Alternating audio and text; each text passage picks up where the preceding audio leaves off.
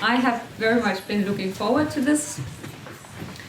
Welcome to the first group panel of the conference, the Museum Y Partners panel, Art Museums for the Future. I will make a small introduction and then pass on the word to the panel. Art museums in the Nordic region and beyond currently face challenges and demands for change. Demands that arise equally from external political and economic pressures and developments, from acknowledging that Western hegemonic ideas of art and culture are no longer valid nor socially sustainable, and from internal wishes to create museums that are better, more inclusive, and have relevance to broader sections of the publics they intend to serve. On the basis of these observations, Malmö Art Museum, Trondheim Art Museum, Museum of Contemporary Art, and Kasma in Finland have formed the Creative Learning Network Museum Y for sharing and developing new perspectives on the art museum of the 21st century. The network was formed in 2020 with the aim to use the momentum of the respective partner institutions' current development to investigate the role of the art museum of the future. By asking two fundamental questions: why do we have art museums? And what would they look like if we were to invent such a concept today? In this panel, the four partner museums present reflect on and discuss the learnings from the first 4 years of the network. The panel is structured around 4 presentations and a discussion, both between the partner institutions, but also very much welcoming questions and perspectives from you, the audience. My name is Nanna Strøjer, and I am a co-founder of Museum Y, and I have been acting as a curator and project lead for the last 4 years.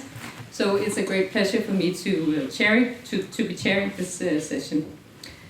Also, I think it's just important to credit my colleague, Anne Thomasen, director, not yet at least, curator at the Malmö Art Museum.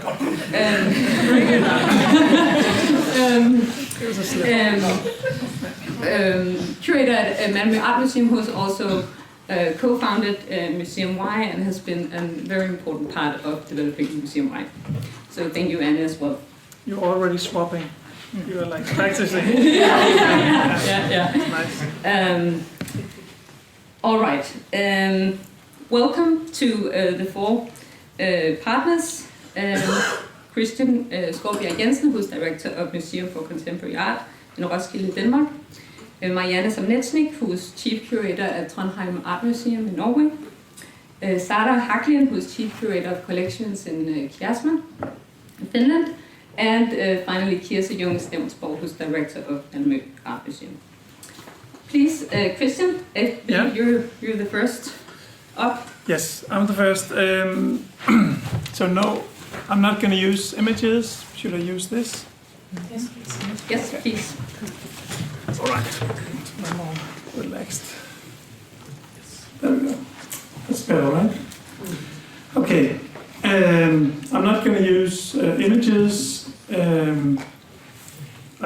didn't really have time to put it together properly. So I'm going to focus on telling the brief kind of history of what kind of Museum of Contemporary Art in Roskilde is, and then leading us to the situation, the transformation that we are in the middle of right now, and hopefully opening some questions or some reflections about what this situation has meant to us, and kind of posing some learnings from that. I will end up talking a little bit about the learnings in relation to the way we look at our collection, and if there's time, also to the way we collaborate and operate in our local context of Roskilde and beyond. Briefly, the story of the museum. It's quite closely connected to Fluxus, the idea of creating a museum for ephemeral and time-based art. came up at Fluxus Jubilee Festival of Fantastic back in '85. 6 years later, in '91, the museum was established with a series of Fluxus art as the kind of foundation of the collection. For about 30 years, the museum operated in a beautiful yellow royal mansion in the center of Roskilde, and 3 different directors made sure that the collection and the exhibition history were diverse and evolved over time, where the first director was more focused on Fluxus, the later two ones focused more on the contemporary part of contemporary art. So back to the situation of leading the museum. So I said 30 years because in 2021 the museum left its museum building. The old main mansion was never a perfect match for video installations and alike. So eventually what happened was the museum started to look for another building. In this process of looking, the project group got so in love with the idea of being in between buildings, or found the perspective of that flexibility and the potentials of that, so kind of fell in love with that in-betweenness, and in the end decided that this was actually what they proposed as the way forward. So a process started, and it was the decision was made. The city and the state was convinced that this was something that we should try out. The museum has a long history of kind of stepping out, leaving its museum with performance festivals, and also back to its kind of founding festival or reference in the 80s. So it was in no way anything new. So it resonated quite well with the art forms that we're focused on, but also on the history of the museum, to step out of the museum again. Of course, there's a lot of complex reasons for how we ended up in that decision, or not we, but they, the people that worked on it at the time. But the main selling points were to use more money on art, less on bricks and rent, and to reach more new audiences than earlier. So more contemporary art and more people for the same money. So this is where we are now. We're trying to figure out how to be a shape-shifting and a nomadic museum.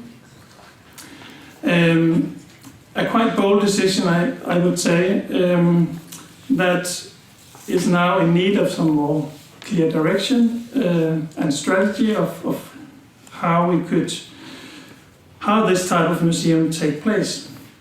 A lot of questions came up when we presented this idea and started to operate without the Royal Mansion. So like the questions like, the term museum without walls is the popular one, and the questions could be anything from like where and how will the museum take place, a kind of not just curious, but also people didn't really know. And also, will it all be public art now? Are you going all online? Things like that. So a lot of questions to be answered. First, we wanted to state the obvious, for us at least, that we were still the same museum. We had the same profile, the same collection that we of course worked from, and that we wanted to continue to build. A museum for ephemeral and time-based art, contemporary art. So that was one thing. The other thing was to try to get rid of the negation in all the rhetoric and discourse around the museum. That we tried not to talk so much about the things we didn't have, but the things that we wanted to be, and what we thought that we were. So, in extension of this, we decided to kind of counter another questioning, which was, okay, are you just popping up everywhere? Like, what kind of museum is this? So we decided to engage in a context, a place for a longer time period. So not just one exhibition here, one there, but a longer stretch of time. And the first place that we started to engage in was the former psychiatric hospital of St. Hans, and we made a 3-year collaboration agreement with the municipality. So this was also a way of saying a kind of clearer direction of how we wanted to be a museum, where we would take place and with whom, and to look for a relevant kind of interaction with our local community. So this is what we're doing now. We just opened our second exhibition at St. Hans last Friday, and it's part of a 3-year program that focuses on care, psychiatry, and mental health. And this leads me to, I hope I haven't used all the time, to the kind of the learnings, the place we are in now, and I will try to say a few things about how we think this type of operating as a museum in relation to our collection. So how to collect without a fixed home. Our collection has never been on permanent display. If you look back in time, all of the 30 years in the Royal Mansion, it has been exhibited, or parts of it has, but it has never been a kind of permanent situation. So it has been activated, interestingly so, but it has never been a permanent part of the display at the Royal Mansion. So the fact that people are asking about this much more now is both ironic, but it's also, of course, quite natural. It's like when you move a public sculpture, nobody kind of seems to sense it or talk about it, and suddenly you move it and everybody's crazy. But this is not the main point. Our collection and museum profile is still pretty clear. We know what we're focused on, but there are some things that, and we will continue to work on this and of course improve this. But there are some things that we wanted to adjust, and some additions in the museum's first collection strategy that we are proposing as we speak and are starting to work with. So questions like, where will the collection be displayed? What does it mean that the space of the museum is not given, but something that is open for negotiation? What does that mean in terms of acquisitions and collecting? So the way that we approach this is that this has to do with our conception of space in relation to our collection and future acquisitions. And I'll start with a reference from the seminar, the latest museum-wide seminar that we had, that has been mentioned earlier, Leading the Museum as We Know It. One of the speakers, Magdalena Malm, a curator, consultant, and former head of public art agency, she stressed these questions of institutions' relation to space and buildings, and tried to reflect on the way that we think institutions through our buildings, and how much that informs us and limits us in through the way we think and acquire artworks. So sometimes we need to see beyond our buildings, leave it, reach out, open up, invite people in, very kind of aligned with what Paul talked about today. For us, so there was a lot of kind of learnings, the things that she stressed for us. In a way, this is our kind of situation. So of course we want this to inform the way that we secure the heritage of ephemeral and art forms. So I lost my own notes here. So what we are trying to do is, of course, to like the new perspective that we put on the way we acquire is that we are looking for practices, art forms that is not necessarily made for a traditional museum space, and in that way including a whole kind of pile or group of practices that does not fit in, and we see that as our kind of one of our main goals in this form of work with our collections. So that is important. Also, it's important to work with a way that we create an openness or an accessibility to our collection. So we will do that. We will do that in 3 different ways. To begin with, in the fall, we will establish an affiliation at Strøjer Museum, installing 2 of our listening chairs, and through that, streaming artworks or sound-based artworks there, beginning in October. We will also annually exhibit works from the collection, 1 work or group of works every year in a new place every year. So we'll activate our collection not just in our kind of main exhibition program, but also as a specific program. I think I have a feeling that time is, because it was supposed to be short, right? Yeah. So I think I'll start with the collecting, and we'll get back to the local fabric and other findings. Over to you, maybe. Yeah. Yeah. Sorry, I'm the one who's supposed to keep time, but I'm just so. I was just listening. But yeah, please, Marianne, it's Europe. Okay, I'm going to try to time it, but now I can't make this work, so I'm going to look there. Okay, 10 minutes. Hello everybody, I'm Marianne Zamecznik. I'm a curator at the Trondheim Art Museum. I wasn't actually supposed to sit here today, but the art director was supposed to be here, Johan Bergson, but he couldn't come, and so unfortunately for him, then I will be presenting our museum. Because unlike my colleagues here on the left and right, I'm not the director, and I'm sort of an in-between person in the museum, like looking at the operations of our little house from other perspectives.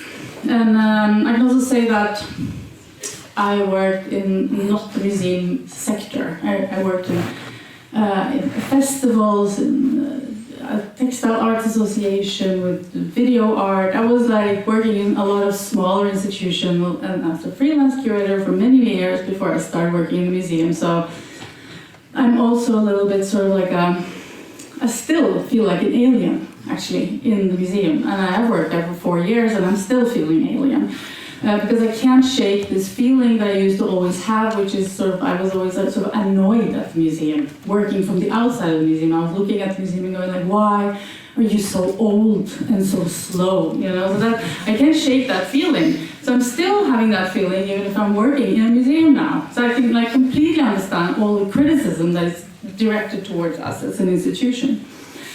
And so also my colleagues know this. They experienced that from day one when I started working there. So they're also not trusting me a lot, they are yeah, you don't know, if I'm asking, why don't you do it like this? And they're like, don't listen to her.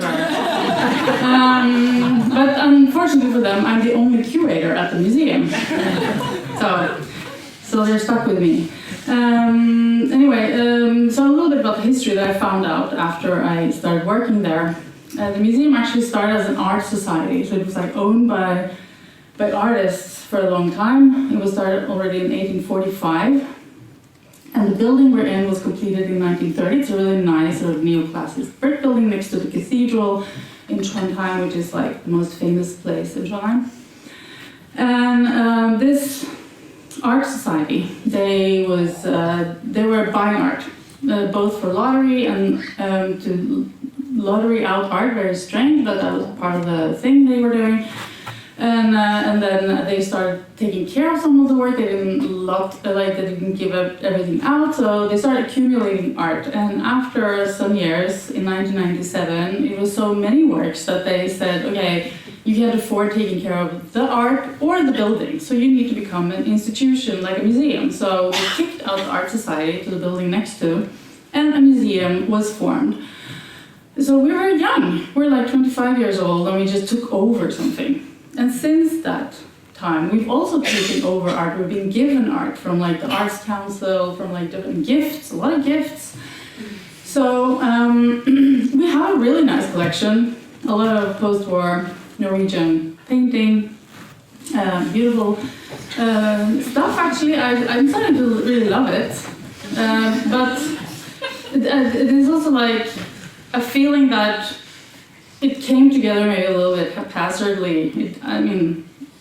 We actually created sort of a, what do you call it, like acquisition guidelines since I started working there. And of course, they're very much dated now.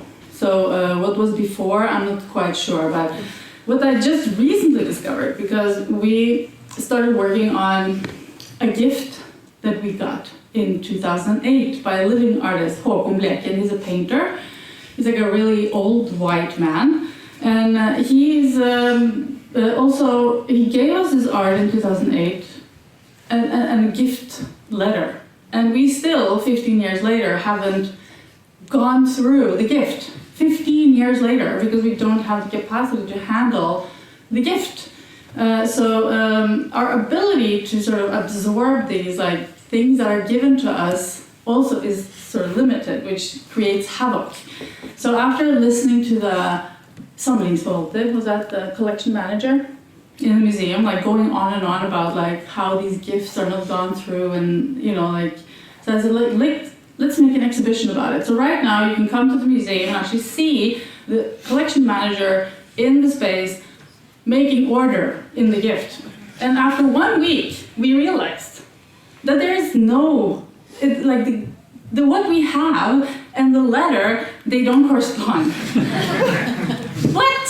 And there's because in 15 years, there have been so many people working with this, trying to scratching their hair and trying to understand this living artist coming to us all the time, dumping stuff at us and taking something. It's absolutely chaos. And I know that it sounds like a cartoon, but I think actually we're not the only one. I think it's pretty normal. And that's stuff that people, I know that my museum at least, they don't want to really talk about it. You know it, you talk about it behind closed doors, there's nothing that you sort of advertise that, we don't really know what we have, and so okay, I'm going to end there about that. One thing that I started nagging on about when I started working was because I heard of a project in Sweden where they were lending the works in their collection to the public. And I fell in love with that idea, talking about falling in love. For me, that became the solution, And I very quickly was stopped in my track by no other than the conservator at the museum. And we had our first fight, one of many, about the impossibility of doing that, of showing the works and lending the works. So it had to do with the status of the collection is such that you have to take care of things forever. So eternity, that's a really long time. And whereas if you have it in a dissemination collection, so a collection which is called for dissemination, formidling, then you can actually do things with those pieces. And we have that, but we don't really know what's in it or where it's even stored. I've asked. But so those pieces can be lent out and taken to schools and shown places, that's fantastic. They have a status that makes it possible to work with them. And so I was why can't we turn more of the stuff that we have in our storage into that kind of status? Why can't we do that? And then the conservator was no, but then we have to do de-accessioning. And that is very serious. And she sent me immediately lots of reading material from ICOM that said it's impossible. And I've just realized after, because I've talked to many people about it, that it's really something that is, when one talks about it, it's possible on a theoretical level, but why would you sort of do it? And I can think of many reasons to do it, but nobody else seems to be super into that idea. But most of all, to be able to liberate the art from eternity, to liberate it and set it free and send it out to people's homes and schools and everything, So that's my idea of utopia, and I hope that with the new director, that she will be open to follow that thinking. Also, I'm very happy that the Oslo municipality, which is one of the biggest collections in Norway, has 19,000 pieces. It's mostly public art, but it's nevertheless a huge collection to take care of. And they have actually started now steps to work with deaccessioning, actually, to handle their collection. So it's something that's starting to be a conversation. I'm really, really happy about it, because people are willing to talk about deaccessioning in like history museums where you have, I don't know, like nails and wagons and stuff, but for art it's like different because they're unique, they're not interchangeable in the same way that other objects are. But now that the Oslo municipality art collection are starting the conversation, then maybe we have a discussion going on. So it's just like solving a small corner of all the multitudes of things that is challenging for us.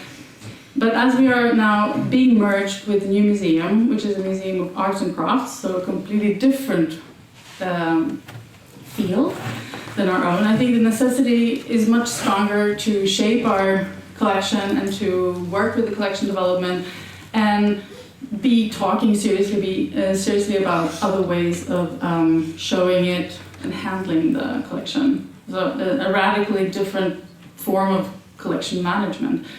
And I was told that I could say what I wanted from our interim director, so that's what I wanted to say, basically. Thank you.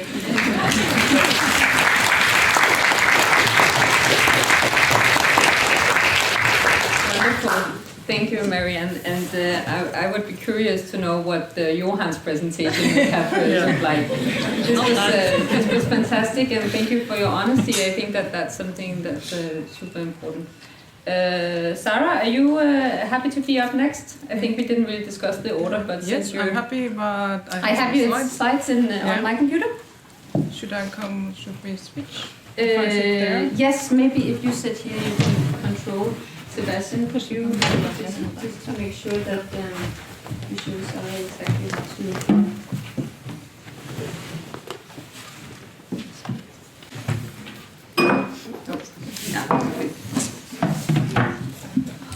Okay, Sebastian, can you just tell for this, because normally I use a Mac computer, so on the yeah, and then just yes, and then you're down. So hello everyone, I'm Sarah from Kiasma, and to cut the wings of the rumor, I'm not the director either. So and we are actually an institution in between directors. So our director Leevi Haapala just finished his term, and we are waiting for a new director, Kiira Miesmaa, to start next month. So the May is the month for revolution, I think. I just wanted to talk to you about collections, and I also feel that Marianne's presentation was super inspiring, and I felt like looking for this answer to the question, why are you so slow and old? And yeah, looking into the etymology of the word institution, it is kind of a religious order in its origin, so I guess this is a system of government, a religious order that we are in. And my religious order is situated in the collections. Just some basic stuff, in case you don't know. We are part of Finnish National Gallery together with our sister museums, Atheneum and Sinebrychoff. Atheneum takes care of the older Finnish art, and then Sinebrychoff is older European art. And we have been also starting our museum career in 1991. So there's a similar time span with Roskilde. So it was established as a museum of contemporary art, and it functioned in Atheneum building. And then in 1998, this beautiful building designed by Stephen Hall was opened. And the title Kiasma comes from architect. So his design was called Kiasm, meaning crossing, the X, letter X in Greek language. And yes, so I just want to say that our collections is about 9,000 items. It is owned by the state of Finland, so it's like everyone's collection, but we are the caretakers. I'm talking about curating and caretaking. And the time span of the collection is, in theory, artists who had their debut year in 1970 or after, they are like our field, and then older go to Atheneum, but there are some exceptions. And the acquisition policy, which we have some words about it, Rasmus' mission is to collect contemporary art that reflects the times as broadly as possible. So that's nice. Having been the chief curator for collections a bit less than 2 years, though having worked in the collection team for already several years, I feel that this is like a definition that you're bound to fail. You will never be able to do that. But nevertheless, it kind of opens the doors for whatever is possible. We have an international collection, but there is a strong focus in following the nearby countries, which I guess we're trying our best to do, including Nordic countries and also Baltic countries. And there are no restrictions on media-based. And also there's a remark that contemporary art is understood and defined largely as a part of visual culture. So there's also this question of like defining what is within the scope of contemporary art.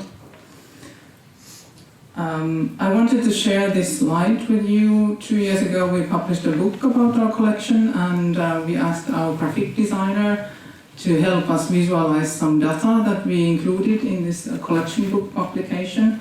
And this one is by our graphic designer Timo Vartiainen, to visualize what are the main categories for the collection. And I must say, as my background is in philosophy and aesthetics, that I struggle with assigning main class to contemporary art. I guess there's like so many cases where you're like, so what it is? What, how should we call it? How should we define it?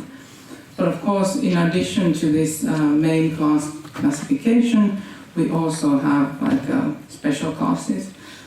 During the book project, we invited 2 authors also to contribute to the book, and researcher Kaija Kaitavuori, who's done her PhD in participatory art, was examining our collection from the angle of participatory art. And it was an interesting learning process to understand that she can't actually find those participatory artworks through searching the collection with the word participatory art, because the projects that have been acquired, like for instance a very early piece by Tellervo Kalleinen and Oliver Kohta Kalleinen, this Complaints Choir projects, as some of you might have heard of.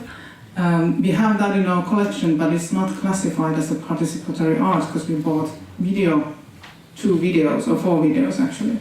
So it's kind of like how you label a name and how the knowledge of those forms of art is developed, and how the vocabulary, like Paul's slides about the terminology, how that shifts and changes, affects also how you understand the collection. So just some examples of like a dialogue with the conservator, a positive example. This is a piece by a original Swedish artist, Charlotte Östlund, who's been based in Finland for years already. Together with our colleagues, we saw her solo exhibition and thought, what a beautiful exhibition, but totally impossible to collect. But yeah, it's like she does these organic materials, and they're super delicate. They were of course on display without any protection, but in gallery environment it's totally okay. But in Kiasmo, where we have like attendance figures, like there's so many visitors and there's so many like things happening with the artworks that you really need to be careful. But in dialogue with our conservator, we became convinced that it is actually our duty to buy these ephemeral or artworks that are going to be destroyed and gone pretty soon. And our conservator Siukku Nurminen, who is about to retire, she had a great philosophical attitude that saying that we are not going to save this artwork forever, we understand that it has a lifespan, and we simply write a testament together with the artist and find kind of a limit to the point when the artwork is considered as something that's not anymore presentable. And we presented this some years after the acquisition, and those flower petals were replaced. So we were able to show it in full bloom. So but yeah, so that was like something that could be replaced, but not everything can be replaced, and at some point it's going to be deaccessioned. So yeah, we are realizing that, and I guess this kind of attitude that we don't have to commit to ourselves to things that last forever. Another example of like some recent acquisitions, and I try to be brief. I have a watch clock here, and I see that I'm running out of time soon. We have released, like Finnish National Gallery has released a strategy where it says that we want to be more greener, more digital, and closer in the future. And working with the collections, together with my curator colleagues, we were thinking about a collection exhibition and acquisitions, and how can we be more digital and more close. And this example of more digital is a video game that we commissioned from young artist Jonas Hyvönen, and it's actually like accessible via this address in a digital museum. And to me, this is a kind of interesting travel in time about what happens with in the digital field. For the Finnish National Gallery to be more digital is also a question about developing digital ticket sales. But on the other hand, in Kiasma, we've been digital for quite a long time. We bought Charles Sandison program-based artwork early on in the 2001 or something. So we have digital stuff in our collections. In 2017, we opened this online collection that includes artworks that are either made to the online environment or single-channel videos that are on display in the online collection. But today the question is how to make money through the digital accessibility. So the Digital Museum is a project that's been like inviting Finnish museums to present their exhibitions in digital format, and we didn't want to document our exhibition and present it in the Digital Museum, but got this idea that what about doing like a single project for the Digital Museum. So it is a game, but also like a possibility for visitors who come to the physical museum. They can of course play the game without paying the fee at the Digital Museum. I'm running out of time, and I want to maybe pick some examples. I have several images of the artworks, and I try to look maybe to say something in connection with the craft, to pick this Jounias Laite piece. Jounias Laite is a duoty maker based in North Finland in Inari, who wanted to make this like shift from the duoty like craft maker and teacher in school in Inari, and enter the field of contemporary art. And he was part of Mäntä Art Festival, I believe in 2019. And there, in that context, we first encountered his work, and of course we were super interested in having like looking into our collections and seeing how little Sami background artists we have. So thinking that this would be a great addition, but also understanding that for Jouni it was like a significant like verification for his decision to move from one context to the new context of contemporary art. So also understanding that our choices can be quite effective. And then I want to end with the example by Essi Kausalainen, which is a performance that we commissioned. All these Jonas Hyvönen video game and then Jounias Laite, as well as this performance, they are now part of Feels Like Home collection exhibition. Essi's piece was like a challenge for us, as we thought performance is something that we don't have in the collections too much. There are like authorized documentations, videos, but would there be a possibility to commission a performance and so that it would stay in the collection? And Essi Kausalainen wanted to talk with our vigilators, like the museum guards, as they are the people who are spending the most time with the artworks. And this is like a project that also was part of the strategy to be closer, since we are also like bringing closer the artist and our museum stuff, and at the same time the artworks become maybe closer to people, because it's a performance piece that the museum guards can perform. So in this image, it's artist Essi who is having this textile piece. It's one of the items that we have distributed in the gallery space. My colleague Satu Oksanen was in close dialogue with Essi, and they kind of decided that 5 objects that are in our museum gallery spaces, and they are meant for the museum guards. And these objects can be activated by the guards whenever they so wish, if they feel like it. The activities have been formed after talking with these museum guards and based on their experiences. And it's kind of interesting to see how it changes the direction of the gaze and like who is watching who, and opening also a lot of questions from the audience, and maybe underlining in a different way the presence of the museum guards. But also quite interesting how it presents challenges. The newspaper was raising this piece in this kind of a shortlisted CE exhibitions this weekend, and many visitors came to the museum and they were like waiting for the performance. And it's like, you can't schedule it, it happens if it happens, it's a gift if you happen to encounter it. So all different kind of like power relations. But I see that I've used my time, so just thank you, and then passing on to the last panelist.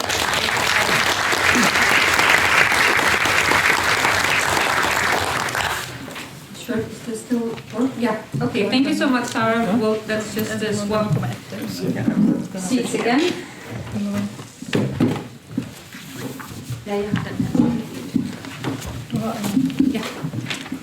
Yeah, Kirse Junge Stevnsborg, Director of Malmö Art Museum. Yes, thank you very much. I think also in relation to your presentation, Marianne, maybe I will say that one of the strengths of this network also has been and hopefully will be in the future this honesty, that the challenges for being an art museum and what is the art museum of the future has been like absolutely crucial to the way we have been working, and also I think is a very complex question. What is an art museum today and tomorrow, and how do we develop our institutions? So this kind of very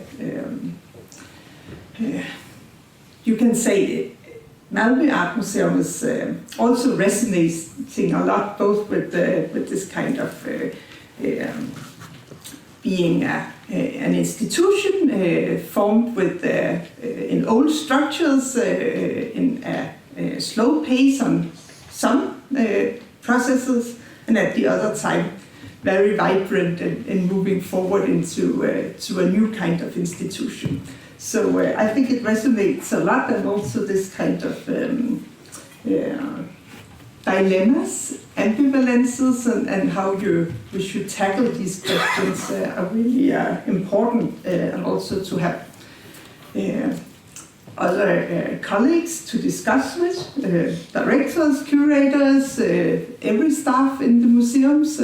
We need each other, and also researchers to find new ways how we should navigate and be relevant as museums. Malmö Art Museum is also in this process of transformation.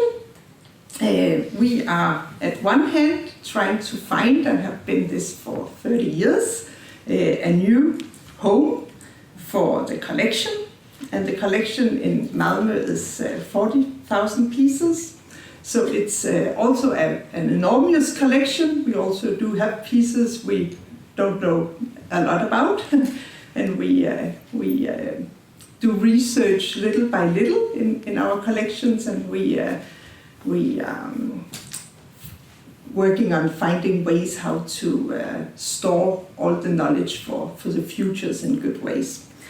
And then, at the other hand, we work very focused on getting a new content, how we should develop, engage with the audience, engage with the city, engage with other museums, and with the artworks.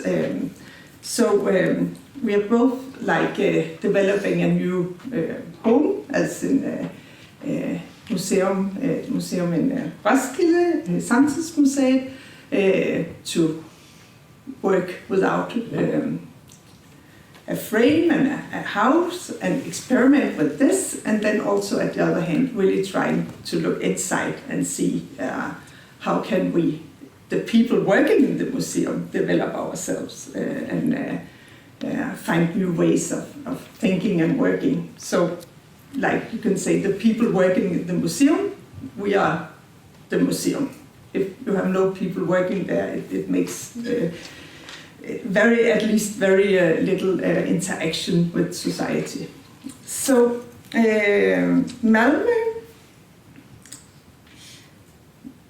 Malmö is the third biggest and youngest city in Sweden.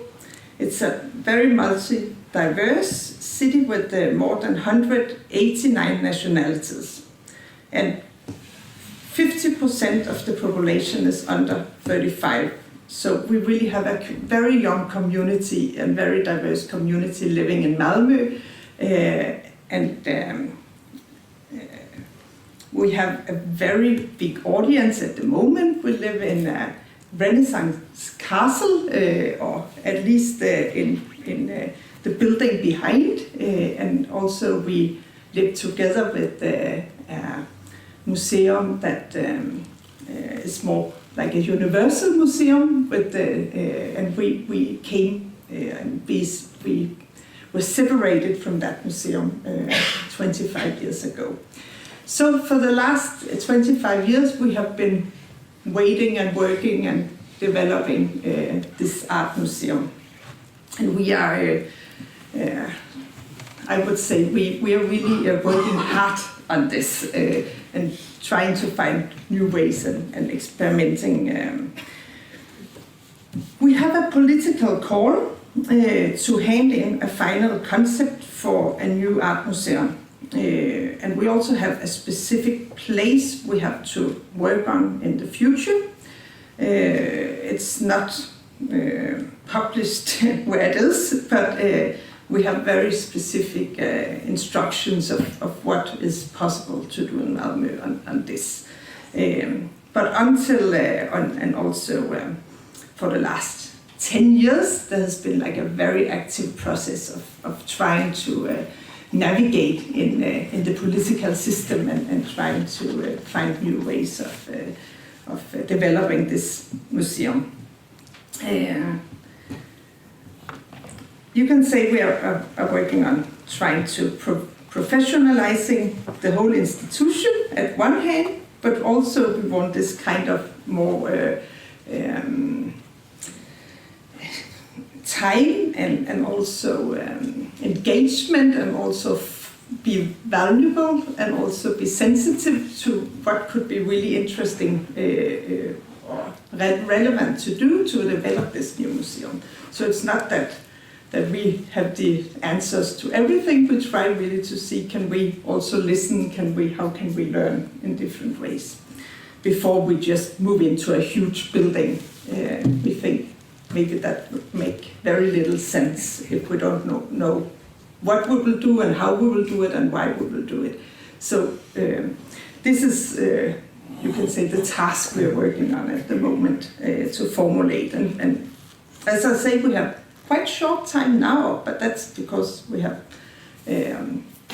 some very good politicians at the moment that are very keen on engaging, you can say, this young city in cultural activities, making relevance for all the inhabitants and for visitors coming to Malmö in very difficult times.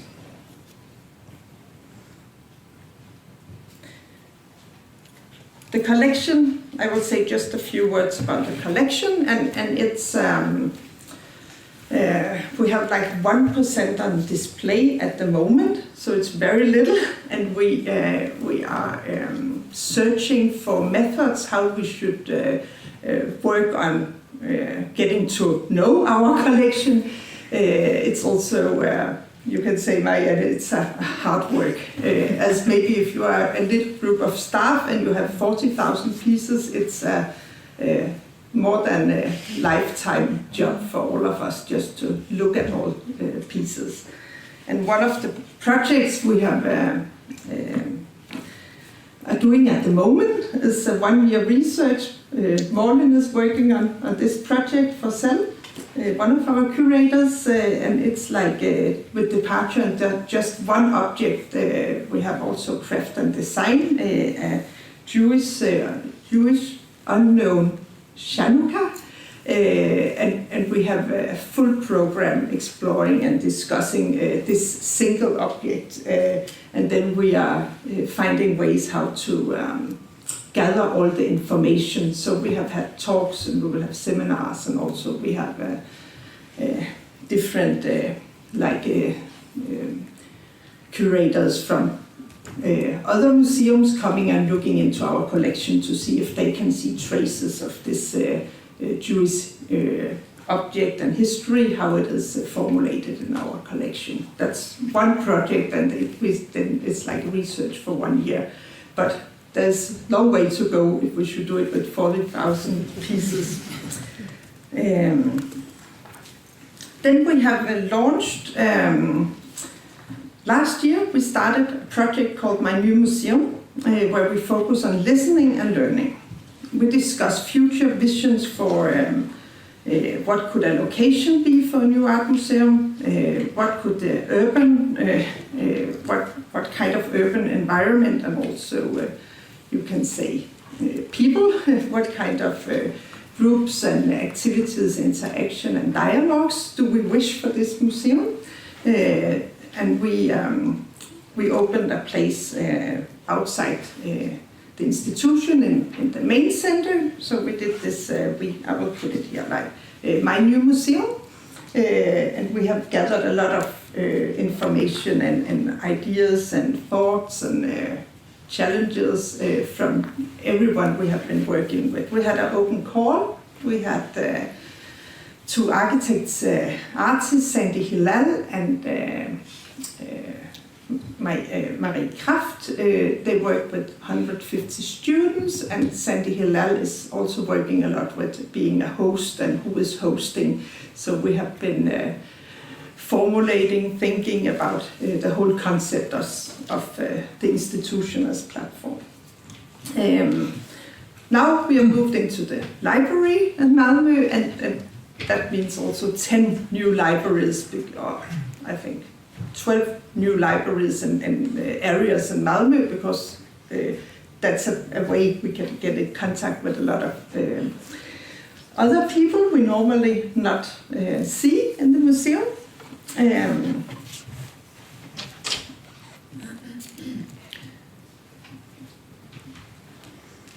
And the way and the method we have been working with this My New Museum has been very much focused on this model called quadruhelix engagement way of working in where you work with the community, you work with the academia, you work with businesses, and you work with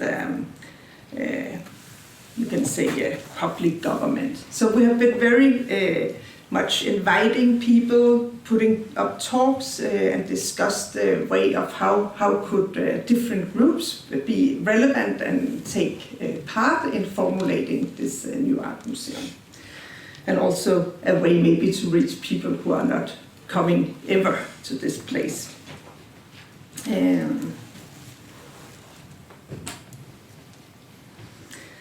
Then we have been working on a project called Borderland that we just opened. It's called maybe for 3 years. It's Anna, one of our curators, Johansson, sitting here working on this project. And we have been working with, you can say, like out or in relation to the methods of dig where you stand. So we have been exploring the Skåne, the Scania, together with other institutions in the area, both small institutions, bigger institutions. We have been inviting artists for residences and done publications. And Borderland is, you can say, so far the collaboration we have done with Ystad Kunstmuseum as well. So far this is, you can come and visit our exhibition, but it's a way where we sort of try also to use and activate our collection with landscape painting and connecting to this Scania area. We have, I just read, Borderland takes its starting point in Malmö Kunstmuseum and Ystad Kunstmuseum's comprehensive collections of Scanian landscape painting from the period 1850 till 1950. A large number of artists that depict the areas around Scania are presented in dialogue with contemporary works. Using landscape painting as a lens, we can see our relationships to nature, ourselves, through different times. Today, issues of national identity and belonging, as depicted through art and culture, have once again been brought up in Swedish politics.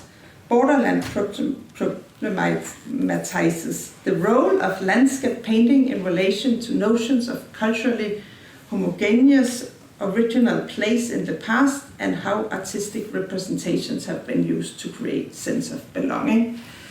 And I will say this project is also a way where we commission new pieces into the collection, and also a way where we get new light on ourselves and a new lens to how we can be working and how we can navigate. To sort of dig where you stand, this kind of method has been something we have been we think has been very fruitful to open up maybe the view on ourselves also in these questions, these times with questions of decolonial thinking. It's maybe also very important that we sort of start where we are working and how we have been seeing our own role in history and society.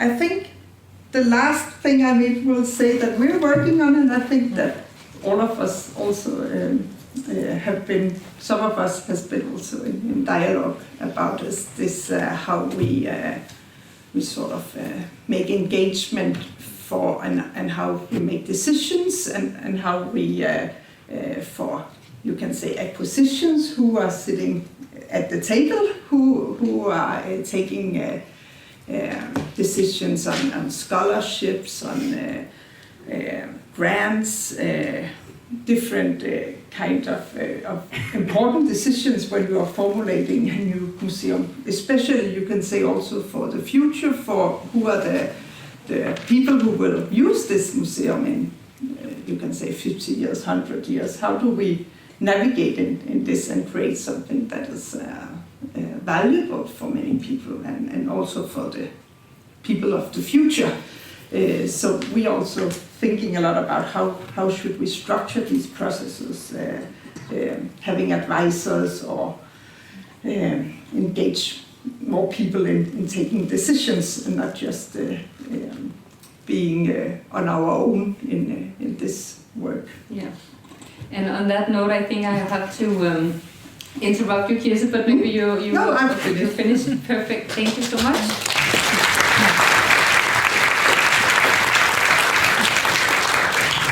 It's just because I think it's very important that we open up this as a discussion, both between you, the panelists. I see that Christian has made a lot of notes, but also you, the audience. We would love to hear your feedback. And please remember that sometimes a question is just a question. It doesn't have to be thoroughly formulated or super well thought through. Let's just open the conversation in a relaxed way, so please don't hold back at all. Yeah, you have the microphone. Hey, thanks so much for the great talks. The question to all the institutional representatives: do you have protocols of collecting performance, actually, or you approach each work, performative work that enters the collection from the blank page, let's say, or from the particular conditions in which the work arrives to you? Yeah, good question. I don't know if others have questions. Yes, here. Yes and no.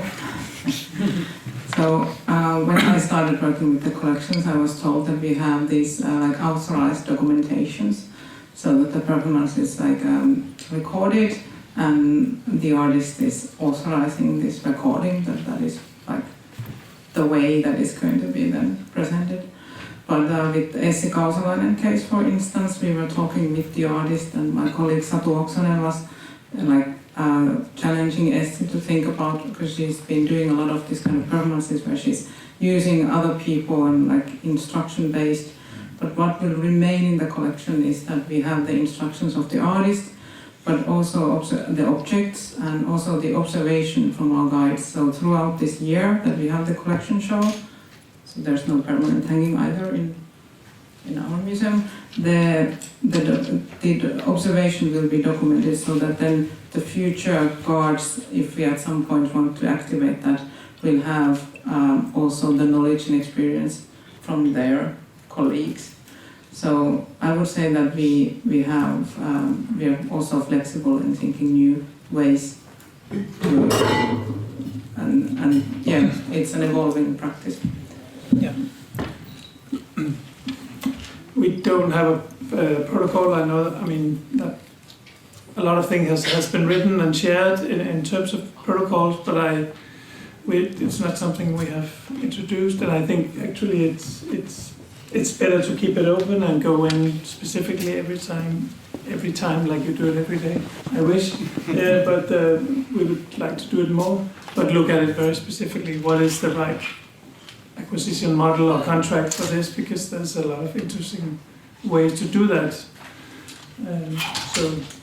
So no, and not unfortunately. I think it's a good idea, but I think protocols could still be a kind of way to share knowledge about how you could acquire performance pieces. Right. I can say we have tried very different ways of doing it, and I'm not sure if there's one perfect way. I think we have several performance pieces now in our collection, and I think they are all in different contracts or deals. I want to add that in the collection book publication I mentioned Kaija Kaitavuori and participatory art. The other invited author was researcher Riikka Niemelän, who did her PhD thesis in Turku University, and it was about performance arts and its connection to different technologies. So like arguing for how performance artists have quite often worked with different ways of somehow recording it, even though it is a live experience. And Riikka was using a lot of our collections as well in her PhD thesis, and her article is also available in English in the collection book. Great. Other questions from the audience? Yeah, Rasmus? No one else? Okay. Yeah, thank you. My question is about not collections but collecting. And I was very inspired by what you said, Marianne, about de-accessioning, but also what you said about your collection being haphazardly brought together with no guidelines. And I can extend that to our conversation, Christian, and what you said about the collection at Museum Contemporary Art being very dependent upon whoever was the director at a certain point of time. And we have been talking about that there had been no real guidelines. And then, perhaps onto you, Sarah, you showed actually some images of some of your collecting guidelines at Kiasma. And what struck me was that there was temporal, there were geographic delimitations, and then there was a formulation about outstanding quality, which to my mind is a very, very, very broad concept. I almost feel like Line, who is still here, should pose this question because she had a seminar a couple of weeks ago about artistic quality in times of, you could say, a crisis of representation. And then on to you, Kirsi, who spoke about, and that's something I know that we've been doing in Roskilde also, about commissioning work for the collection as part of other forms of collaboration or exhibition projects. So collecting stuff that comes from other types of collaborations. So my question, I think, is that if we should look at the Museum of the Future, I think it's clear that we need some better criteria and some better guidelines to guide what we collect. So my question would be sort of a speculative one, or perhaps if you could dream a little bit, what would you imagine would be a set of guidelines or criteria for collecting for your individual collections? That's a hard one. I know it's a broad question. Sarah puts the microphone in front of you, Marianne. Well, I mean, ideally, like the same people maybe shouldn't be working in a museum for like ages, but I might do that because I have a fixed position, and then that's scary. But obviously, like these, what is selected is very much depending on the person sitting there, and. We can talk about. I think like the idea of quality is very, very interesting. I've always seen it as a sort of shield that people use to, to defend anything they do, basically, saying that I know what's quality, so this is it. Misuse of power. But so like, how do you get around that? I mean, I love this idea of porosity, of co-hosting, of being letting other people into the process. And so I think that would be fantastic, actually. I think that in my museum, they say that the museum is formed also, and it should be like formed by the exhibitions that we do. But we are the same people doing the exhibitions, so that becomes like the same person who is making exhibitions also acquiring works. It's the same person. So that doesn't really open it up a lot, but it would be interesting to invite people who we work with to choose, to open up, to work with a collection, to invite artists in or others in, doesn't have to be artists even, to be part of the conversation. Also to take out, so that would be my dream scenario, to let more people in to decide. Maybe I can continue from that. Just to cover that the slide that I showed, I think it might be like from our website, which is not totally identical with the guidelines. But yes, it is what we are saying, so I don't need to stand up for that. The question of quality is very interesting, and it is can be used in so many ways. But maybe as a continuation to Marianne, I'd like to say that we also have acquisition boards. So even though the directors leave a trace in the collection, the acquisitions are made, the decisions are discussed basically in the acquisition board, which also has 2 external, like invited specialists. So we have a bit of experience of that, and they're proposed by artist unions. So this is like maybe like a kind of a reach out to the field, and they are always 3 years with us, and then we invite new ones, so candidates, and yeah, this we also been trying to underline diversity now and kind of asking the unions to help us in that, and it's been quite.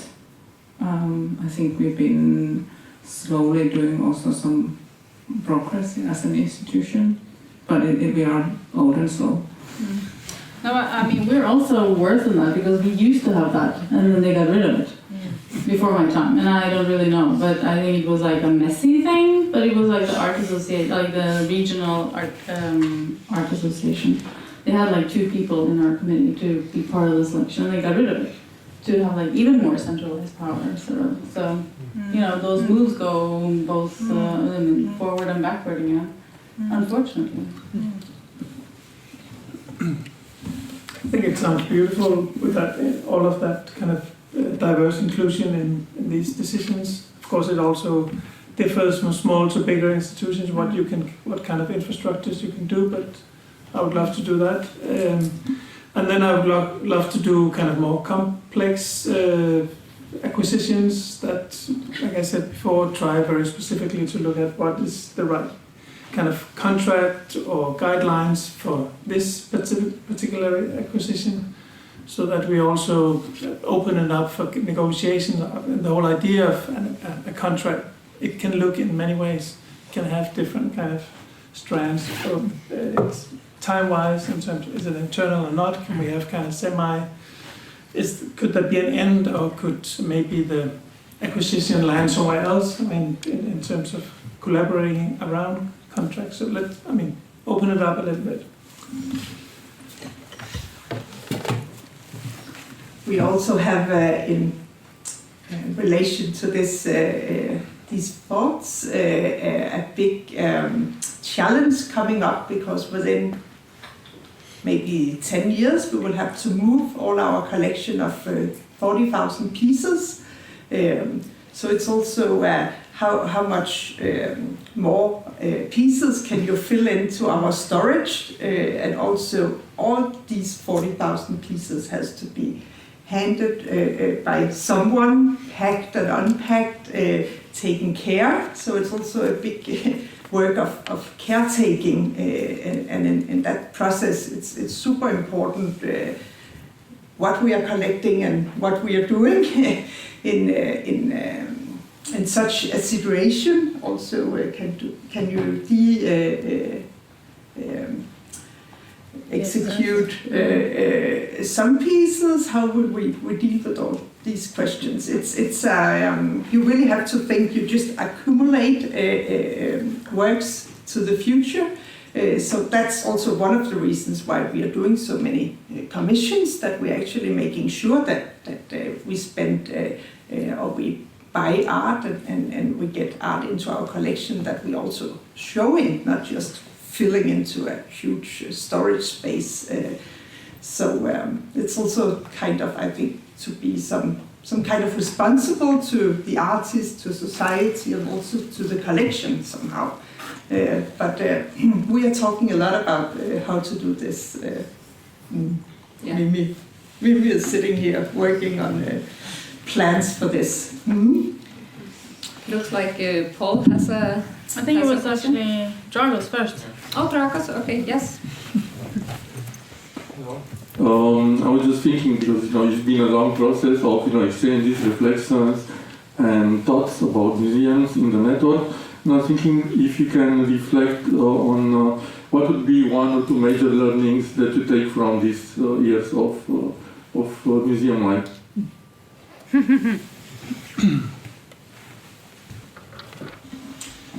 Okay, then I start. Nobody else is saying anything. I think one great learning was to invite you, and I didn't do that. I came on board later, but the whole idea of having a kind of, I mean, you're not just a destabilizer, but you've definitely, through that invitation, we've invited artistic perspectives and also turning at least some things up and down, like you inviting us to residency, kind of defining the rules of how do we talk together, how do we workshop, how do we think about the museums, and not just on our terms. So I think there's been some things that we've done slightly differently than normally in a network, and I think that has been good things. And then I look forward to also getting new partners and new perspectives through them, but I think definitely looking back that you and Floating Museum have been an important part of that. Yeah, looks like everyone. Can I just Yeah. Just say something Yes. about the fact that I mean, not being a director again, I just think that it's nice to have somebody to like talk to about the daily stuff. I mean, when we were in Brussels, so Apparatus 22, you were invited as an artist to the network to contribute, and you actually ended up making a workshop for us where we sat down and talked about and compared, for example, our visions.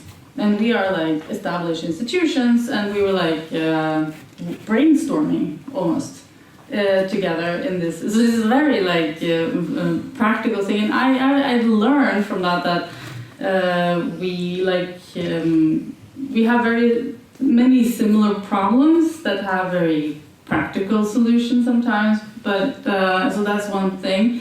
And also for me, I have to say that working in Trondheim, which is really far away up in the north, in a quite small city, and feeling very sort of like directed by the politics in the area, in the city, and the politics within the museum that we work.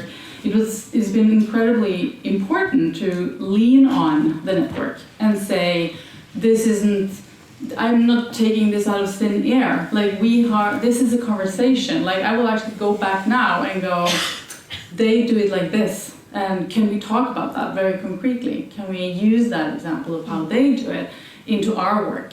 Which is super useful. It maybe doesn't sound very important, but for me it's like a very big tool.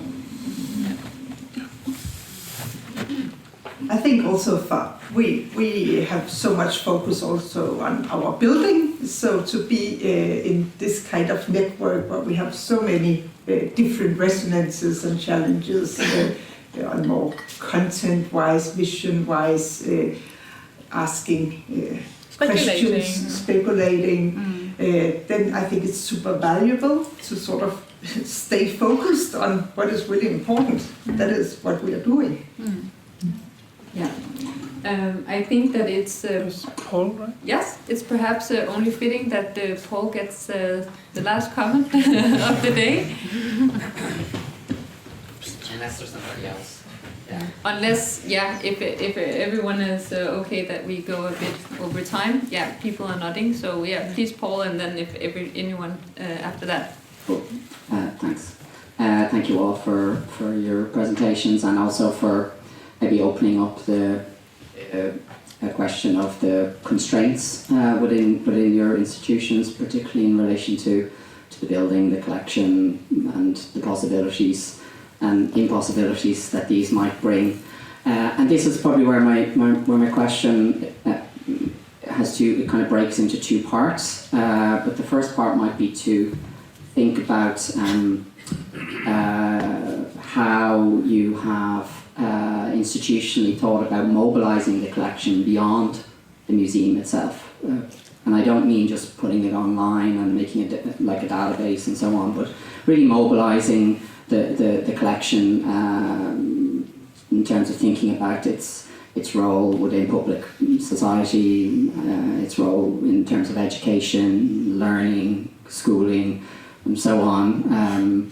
So really thinking about the collection as a discursive space, and are there ways in which maybe your institutions have tried that, or are there ways in which other institutions have tried that you might kind of hold up as good examples?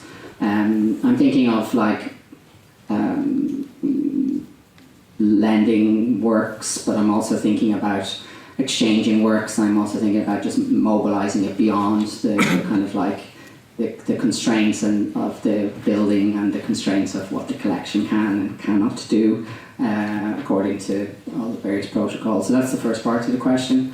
And then maybe the second part of the question is around deaccessioning, because it kind of comes up quite often when talking about museum or collection-based museums and the kind of various restrictions about that. There's an interesting example in Flanders in the Flemish context where the Minister of Culture, she a few years ago decided to deaccession all the public art sculpture in the whole of Flanders, because there was so much art on public roundabouts in particular, and because of the kind of like very striated way in which things are governed within a Flemish context. Anybody could basically make a public art piece and place it in public space, particularly if they had access to the mayor or access to some sort of civic kind of power structure. This she found a way of doing it, and it was really like appreciated by many of the artists who were like happy to have their works taken out of the public realm, or like reattributed or become something else, if you like. So again, it's kind of the same question, but are there ways in which your institutions or your fellow institutions have thought about deaccessioning in a kind of like a productive way, maybe in conversation with artists, with estates, and then maybe if that isn't possible, the third part of the question, the small tributary, is the question of like other ways of collecting. So collecting ephemeral works, collecting archives, collecting libraries, collecting knowledge, collecting things which are said rather than done. And I think this also maybe was flagged very much with Sarah's slide of like the enormous amount of paintings in the top left-hand side of that slide.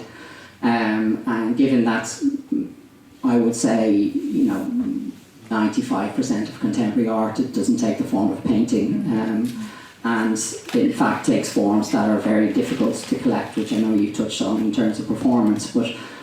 So again, in terms of deaccessioning, is there another way of like accessioning things which are not about filling space and not about the constraints of the building and not about the constraints of the protocols of the institution that might be productive in terms of rethinking what's already there? I can start. So about the deacquisition wet dream, it's not really possible in a Danish context. It's what do you say? The Danish museum law states that it cannot be done. It's very kind of formulated very clearly. So I think it would be a bigger process, and it would. We would need to mobilize some kind of strong arguments, or at least the way I know the museum law in Denmark. So that's a stall answer, stating the impossible. We've talked a lot in the network about different references, institutions that has loaned out works. So that has been inspiring. That is something that is still at kind of living discussions of how to do that. So I think it's something that we want to do maybe in different ways. Yeah.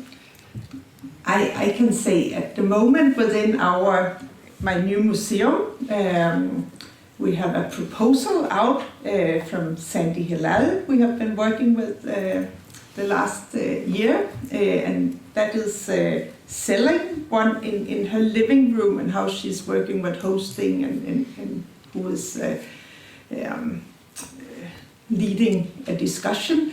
She has a proposal to sell one of our most important Russian paintings, and then use the money for scholarships for Palestinian architects. So it is also like a very concrete idea. Of course, there's a lot of trouble before it would be reality, but it's also like a way of thinking. How can you change how you're looking at the value and possession you have? So it's an idea that we live with within my new museum, and we live with within her living room piece. So it's super interesting. I have, like I was thinking about the mobilizing, and it feels that my museum has, like Kiasma has experimented with that like years ago, so it's something that's not maybe so actively done. But early on when Kiasma was given the slots in the middle of Helsinki, there was some like a parallel program created because there was like an exchange of slots between the city of Helsinki and the state of Finland. So to get this slot from the city for the state museum, in exchange they gave like from like a distant part of Helsinki, a part of the city got a slot from there, and then there was this kind of a program to that slot to honor that move, but also like a kiertokoulu, this kind of a school that was organized, like a kiertokoulu means like a touring school. So that was a program that was done around collections and schools in different regions of Finland, and also maybe kind of trying to make the museum to be more known in other parts than Helsinki, because it's very Helsinki-centered, of course. But like listening to this accessioning discussion, it's not against the law, so maybe if there's something to work on in Denmark. Maybe I'm wrong. Yeah. No. But it's done very rarely. But then again, we have tried to think that it's also better for everyone that we're not hoarding everything forever, that we are also ready to let go. But like for instance, the beautiful sculpture by Charlotte Östlund is still in our storage, even though I don't know how long it'll be in the storage, and of course the fate of the artwork is not to be in the storage but to be encountered by the public, so it's also this question of should we show it one more time and then like say goodbye. But yeah, I could, this is so interesting topics, but maybe if you want to say something. Well, in regards to activation, I don't know, I just keep thinking about like the works that we have in our collection that are actually made by artists that are arts and crafts artists. And I think that that's part of this haphazard collecting that has happened over the year, that just happened to enter.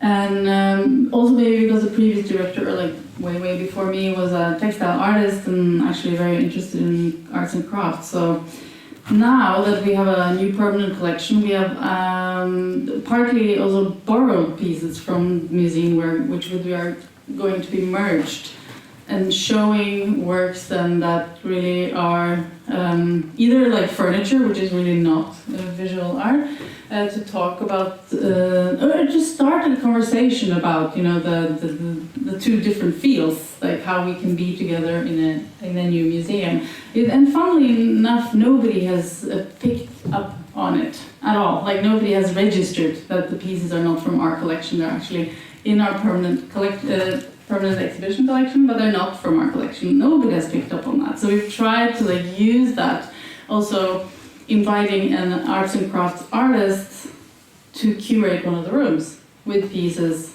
of arts and crafts. And I realized, just like looking at your faces, which is maybe because it's late, but also because it's a little bit, I mean, also I wanted to talk about this field, this other field, this arts and crafts field here today, but it really is another field and it has its own set of problems. It's something I'm extremely invested in, but that is a whole different conversation. But we have, I think it's quite interesting to try to activate that discussion, because we are a fine art museum and we have these pieces which are arts and crafts. And now we're going to be merged with that other museum, which is like historically the most important museum in Norway for arts and crafts. So we've been using these pieces, and even purchasing our last piece is purchased actually from Arctic Crafts artists. And nobody's like seeing it, like nobody's reacting to it, and we're not able to stir that conversation actually, and I think it's just a lack of discourse within that field actually. But I'm like trying to start a conversation with it through acquisitions and through lending works in, but it hasn't actually resulted in any discussion.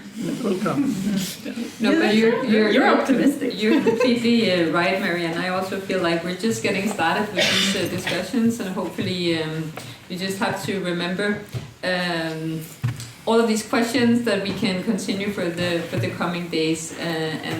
But I just see that I promised that there was room for one more question, and if you feel that you need to already get started on the refreshments, it's obviously totally okay. But otherwise, please, on 1, 2, 3, 4, line 4, row 4. I'm curious, so I just moved apartments and I face the same problems. What do you throw out? Marie Kondo says it should spark joy. Sparkle joy, yeah, it's such a good rule. ICOM says you have an obligation for enjoyment, so there's one category maybe. I think not that easy, of course, if you, let's say, anticipate, what are people interested in 100 years, it's quite speculative. So I'm wondering, how does digitalization fit into this? Open access, high resolution 3D scans, high resolution images, cultural commons basically. Because what you're saying basically is we don't even know ourselves what we have, our own database is a mess, nobody knows anything. So we're not even on the level of where institutional-wide you could share the metadata with your collection, where somehow maybe the public could get engaged in saying, wow, this is an amazing piece, we want to see this more often, or or we want to throw this out. So what I haven't heard yet in this discussion, how do you tie in digitalization and documentation of your collection into these questions, because I think they're really connected in an important way, and I just haven't heard much of it. I would like to hear briefly how the institutions deal with that. Yeah, that's a great question and something we have been discussing quite a lot in the network actually. Can I just say something quickly, as a Comment, like the gift that I referred to, actually our collection is digitalized. There is just no correspondence between the things we have digitalized and the gift letter. The gift giving, like that there is no correspondence there. Like they didn't digitalize that. But anyway, I'm seeing the digital part of our collection as a mirror. It's mirroring, and it is. We're working hard to make it available publicly. But actually, what I think is more interesting would be to make accessible the exhibitions digitally, like do the 3D walkthrough things. We did it in one show, like a painting show with Leonard, this Norwegian painter. And it cost, I don't know, 900 euros, no, 9,000, euros. I don't, the money, But it was too much for my boss. They were just like, no. One from Norway. Just one.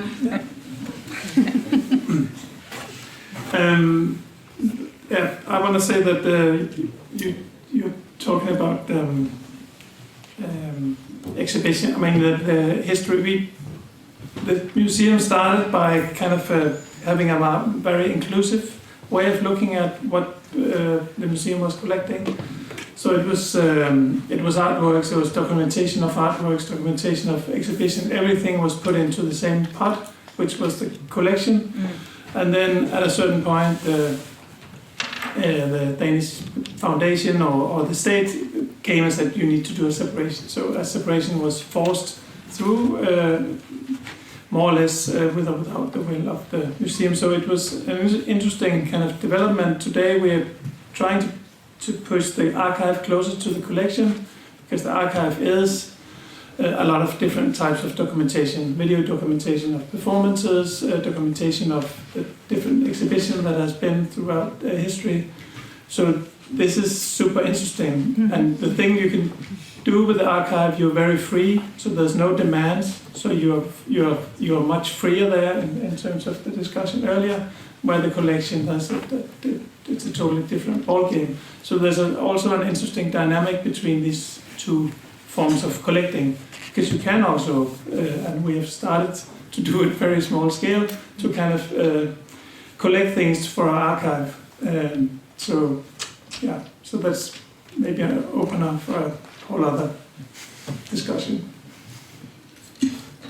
I want to continue to say that we also have an archive department, but I didn't speak about it because it's like separate central archive of art, and it is collecting, like for instance, doing artist interviews, and like there are associations that have given over their like materials, like Publix maybe one day wants to give over their archive for us to store.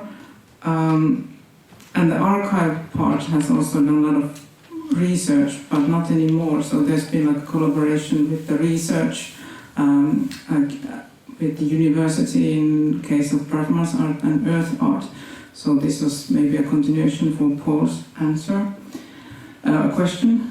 But yeah, the question of digitalization, it's also about displaying images. We are paying quite a lot of money for the copyrights, so that we can show the images, so that their collection is accessible. And it seems that in that field there is like even more demand to get more money, so that the digitalization has shifted from the ideas of open access, everyone can be here, into how can we make money through this. So it's also like I can see that there's a change in discourse. And I think just briefly add, and also change all the time, of course, in the legal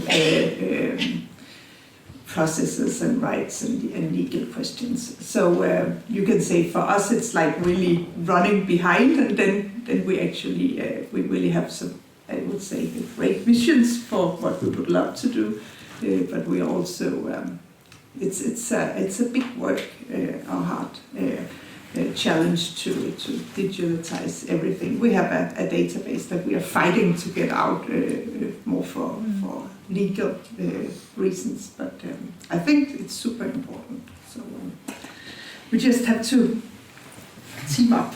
Team up, yeah. I think that's a good way to end this discussion. Thank you so much for your patience. Now there'll be some wine and refreshments, snacks, just outside, and looking forward to see you tomorrow in building 23 and 24, which is all the way on the other side of campus. There is a map, both in your printed guide, but also on the online conference site. I think that was it. Thank you. Great.